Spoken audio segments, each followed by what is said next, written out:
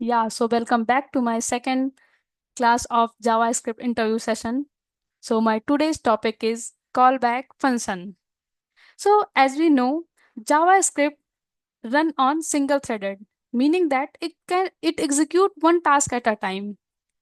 Like as we know, time, tight, and JavaScript wait for none. Like it will execute program one by one. So but what will happen if we have to make API call and we have set timeout or we have to do some asynchronous task. In that situation, what we will do? That time things will get tricky. So to handle asynchronous operation, JavaScript uses callback. So what is callback? So callback is a function that pass a function as an argument to execute it later. Sounds simple, right? But there is one problem.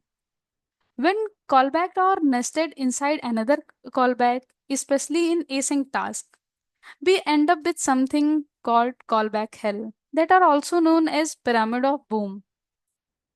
So by this, our code will get messy, hard to read, hard to maintain, difficult to debug. Even if our one callback fail, our whole chain will get break. And this situation is known as inversion of control because we are giving control of our one function to another function without knowing whether this code will execute or not. Just we are blindly passing that function inside another function. So this will lead that horizontal code growth, poor handling.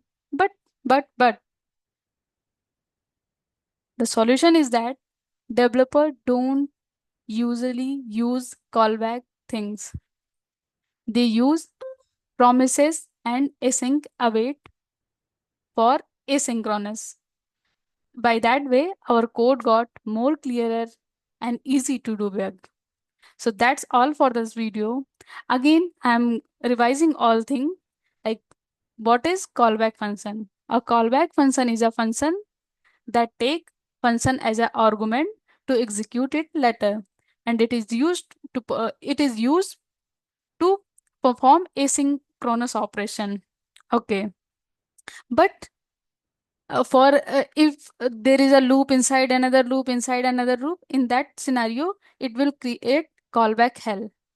And to resolve this issue, we use promises and async await. Okay, thank you for thank you so much for watching this video. In the next video I will discuss about promises.